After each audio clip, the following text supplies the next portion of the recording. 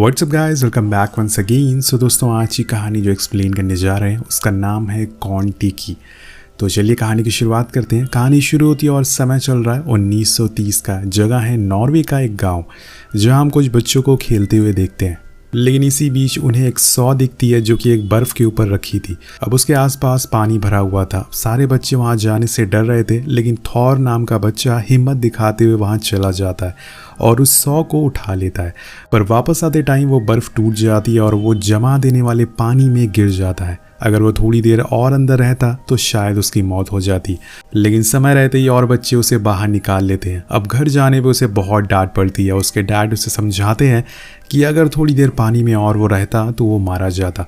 वो बोलते हैं कि तुम्हें इसे एक सीख ज़रूर मिली होगी कि कभी भी लाइफ में रिस्क नहीं लेना चाहिए। वादा करो मुझसे कि तुम आगे से ऐसा नहीं करोगे।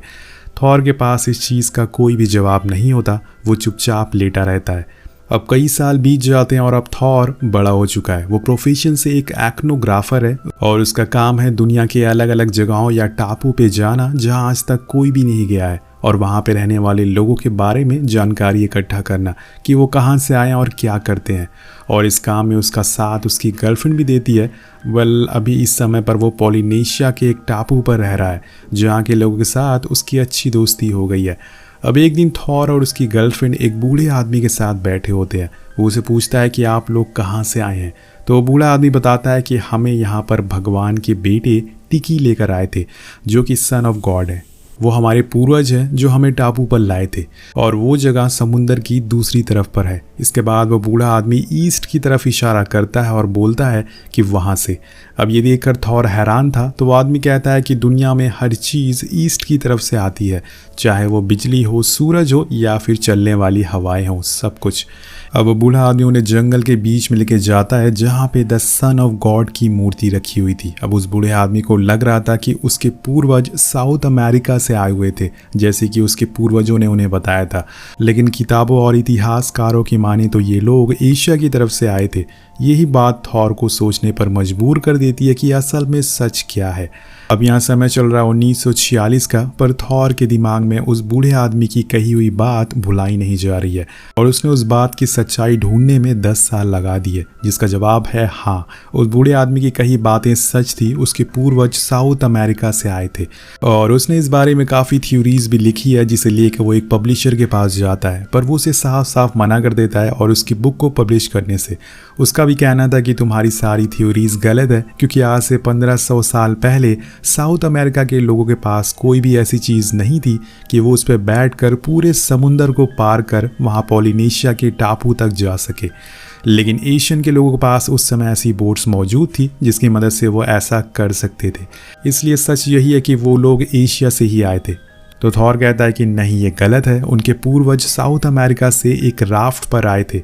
अब ये सुनकर पब्लिशर हंसते हुए कहता है कि ठीक है, अगर तुम्हें ऐसा लगता है तो तुम एक काम करो, एक राफ्ट बनाओ और साउथ अमेरिका से उस आइलैंड तक पूरा समुंदर पार करके दिखाओ। और हाँ, कोई भी टेक्नोलॉजी यूज़ मत करना। अगर तुम ऐसा करने में कामयाब होते हो तो मैं तुम्हारी बुक छाप दूंगा। अब ऐसा करना तो नामुमकिन है, क्योंकि ये सफ़र पूरा 8000 किलोमीटर का है। बड़े बड़े शिप भी इस सफ़र में गायब हो जाते हैं। फिर एक छोटी सी राफ्ट कैसे पूरा कर पाएगी? लेकिन थॉर अपनी 10 साल की मेहनत को ख़राब होने नहीं देगा। वो इस सफ़र के लिए जोश जोश में हाँ बोल देता है और फंडिंग ढूंढने चला जाता है। सबसे पहले वो एक मैगजीन ओनर से मिलता है। वो उन्हें बताता है कि मैं एक राफ्ट से साउथ अमेरिका से पॉलिनेशिया के आइलैंड तक जाने वाला हूँ। तो वो ओनर भी कहता है कि हम कभी सुसाइड के लिए फंडिंग नहीं करते। उसका भी साफ साफ यही कहना था कि वो लोग एशिया से आए थे, ना कि अमेरिका से। तो थॉर बोलता है कि ये गलत है। कोलंबस के अमेरिका आने से पहले यहाँ के लोग उस आइलैंड पर चले गए थे। अब यहाँ से वो सीधा बार में जाता है जहाँ पे कुछ मछुआरे थे जिनका समुंदर के रास्ते से आना जाना लगा रहता था। वो उन लोगों को एक राफ्ट का स्केच दिखाकर कहता है कि इसे कॉन-टी-की कहते हैं। मैं इस पे पारू से पॉलिनेशिया तक जाने वाला हूँ, जो कि 8000 किलोमीटर का सफ़र है। क्या तुम में से कोई मेरे साथ इस सफ़र पर चलना चाहेगा?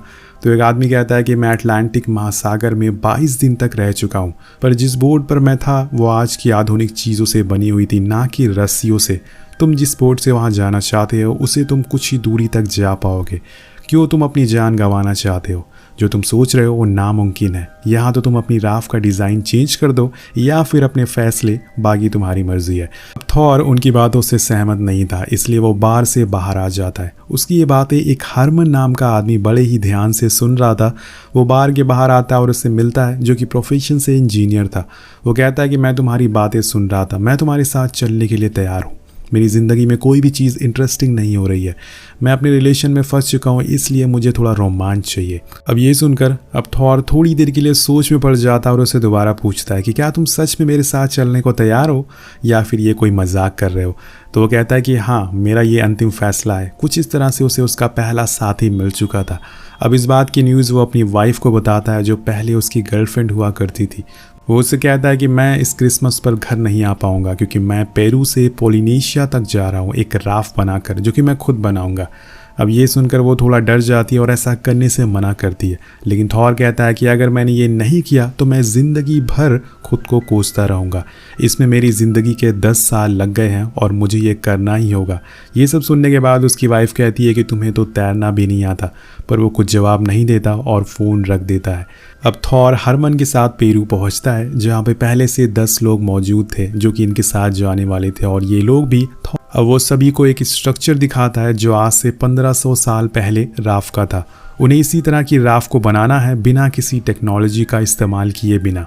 अब यहाँ थॉर को आखिरी काम करना था, जो कि थी फंडिंग। वो इसी को लेकर एक अमीर आदमी के पास जाता है जो पेरू में ही रहा करता था। वो उसे बताता है कि मैं ये साबित करना चाहता हूँ कि जो लोग उस आइलैंड पर रहते हैं वो यहीं के हैं, हमारे देश के ही हैं, ना कि एशिया के। ये सुनकर वो अमीर आदमी पहले तो हैरान होता है और थॉर के जज्बे के आगे वो भी झुक जाता है और फंडिंग के लिए हाँ कर देता है। अब धीरे धीरे करके ये खबर आग की तरह फैल जाती है कि कुछ लोग पेरू से पोलिनेशिया तक का सफ़र एक राफ्ट से करने वाले हैं।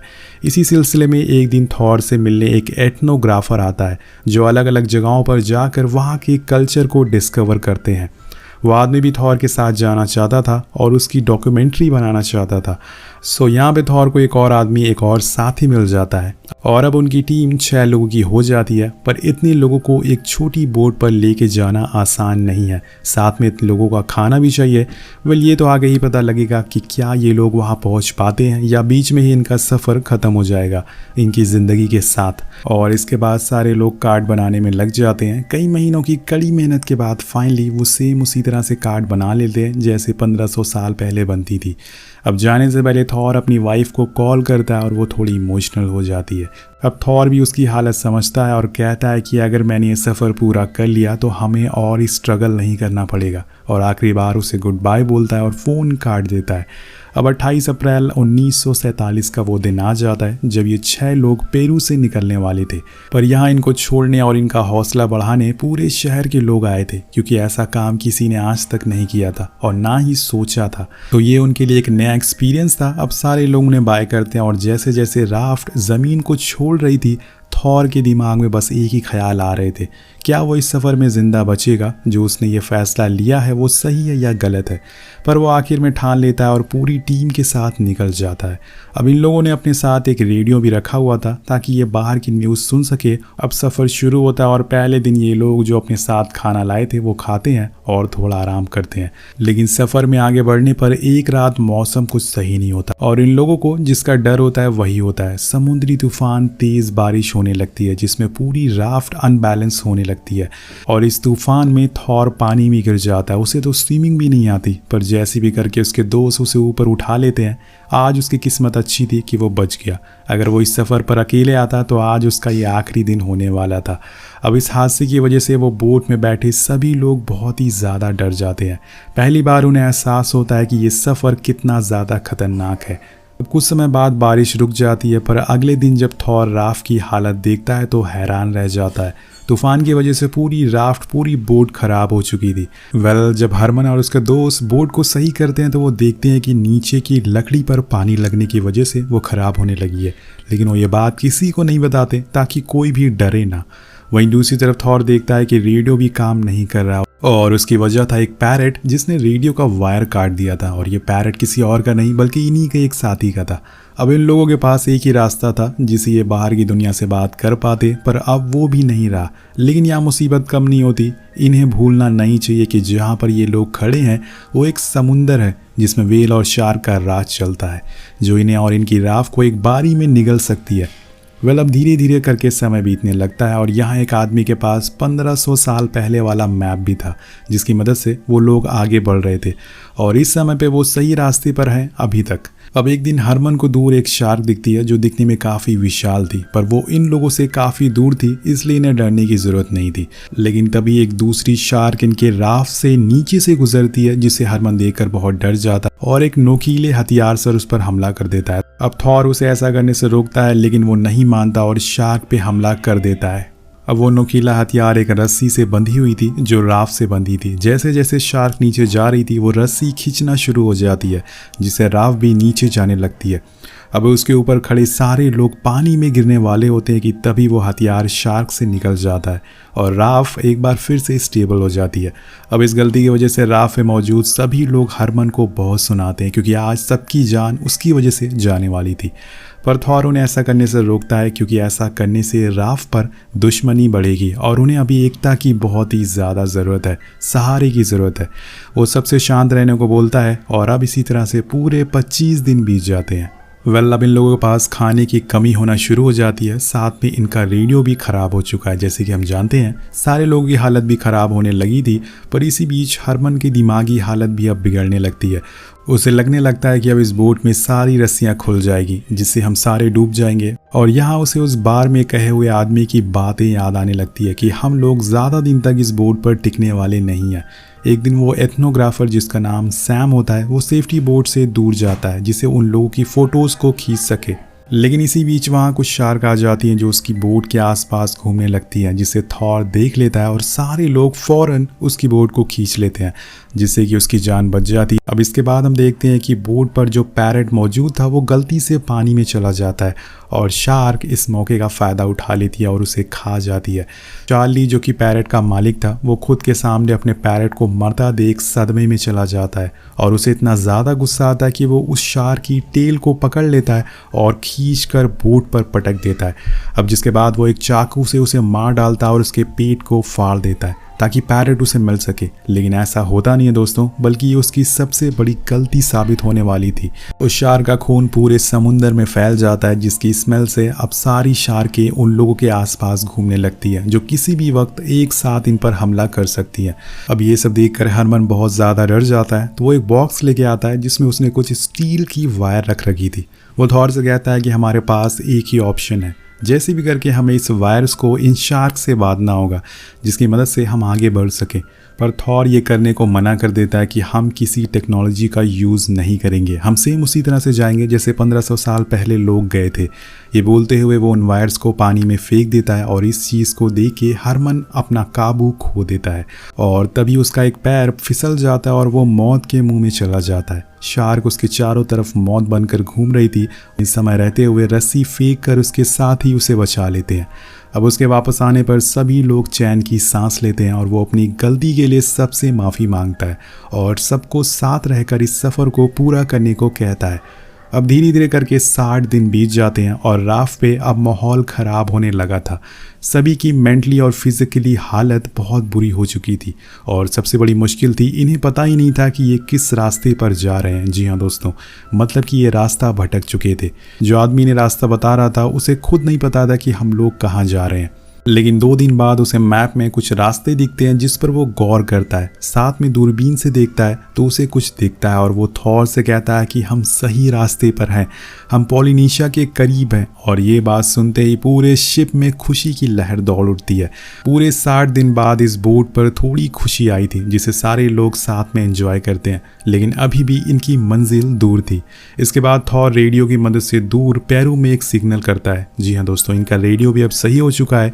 वो सभी को बताता है कि हम जिंदा हैं और मंजिल के बहुत ही करीब हैं। अब ये खबर आग की तरह फैल जाती है और थॉर उसके साथियों की हर जगह तस्वीर लगना शुरू हो जाती है। गवर्नमेंट की तरफ से उनकी फैमिली को पैसे मिलते हैं, न्यूज़पेपर में उनकी खबरें छपने लगती है। उधर धीरे धीरे लोग पॉलिनेशिया के करीब आते जा रहे थे। अब एक रात सभी दोस्त एक साथ लेटे होते हैं तो थॉर कहता है कि हम उसी स्टार को फॉलो करके यहाँ पहुँचे हैं जिसे 1500 साल पहले फॉलो किया गया था। तो आप सोच सकते हैं कि उसे कैसा फील हो रहा होगा, वो उसी समय पे पहुंच चुका है। ऐसा लग रहा है कि हम पूरी दुनिया में अकेले हैं, शायद नेचर ने हमें एक्सेप्ट कर लिया है। और आज का दिन है 8 अगस्त 1947। सुबह होते ही चार्ली को एक बर्ड दिखती है जिसे देख के सारे लोग बहुत खुश होते हैं, क्योंकि ये पंछी एक संदेश दे रहा है कि आसपास कहीं ना कहीं ज़मीन है। अब 101 दिन बाद एक दिन इन्हें दूर एक आइलैंड दिखता है जो पोलिनेशिया का आइलैंड था, और ये वही आइलैंड होता है जहाँ पर इनका सफ़र ख़त्म होने वाला था। पर वहाँ जाना भी इतना आसान नहीं है। इनका सामना आखिरी सबसे बड़ी मुश्किल से होता है, एक बहुत बड़े तूफ़ान से, या फिर ये कहें कि लहर से। अब ये लोग एक कैलकुलेशन लगाते हैं। हरमन बताता है कि समुंदर में हर 13 लहर में से 12 लहर ऊंची होती है, इसलिए उन्हें अपनी इस राफ्ट को लंगर की मदद से पानी में रोक के रखना होगा, ताकि जैसे ही 13वीं लहर आए वो इस लंगर को ऊपर खींच ले, जिसे हम तेज़ी से लहर की मदद से किनारे तक पहुंच पाएं। अब वो लोग लंगर को पानी में डाल देते हैं, लेकिन 10वीं लहर में ही उनकी रस्सी टूट जाती है। अब उनके पास कोई और ऑप्शन नहीं है सिवाय गॉड को याद करने का। गॉड भी बहादुरों का साथ देते हैं। वो लोग लहरों को चीर कर आगे निकल जाते हैं, लेकिन इसी बीच थॉर पानी में गिर जाता है और उसे वही आवाज़ें सुनाई देती है जब वो बचपन में आरी लेने गया था। पर इस बार उसे डरने की ज़रूरत नहीं है, क्योंकि अब उसके नीचे ज़मीन थी। जी हाँ दोस्तों, ये लोग पूरे 120 दिन के समुंदर को पार करके पोलिनेशिया फाइनली पहुंच चुके थे। थॉर उस आइलैंड की ज़मीन को देखकर रोने लगता और उसने जो सोचा था वो करके दिखा दिया। उसके दोस्त उसकी तरफ देखकर मुस्कुराते हैं और थॉर भी उन्हें कहता है कि हमने कर दिखाया। अब इसके बाद वो लोग वहीं एक कैंप लगाते हैं और अमेरिका मैसेज सेंड करते हैं कि हमने करके दिखा दिया। अब BBC न्यूज़ पूरी दुनिया में ये खबर सुनाती है कि एक आदमी जिसने 5000 मील का सफ़र एक राफ्ट से तय किया है।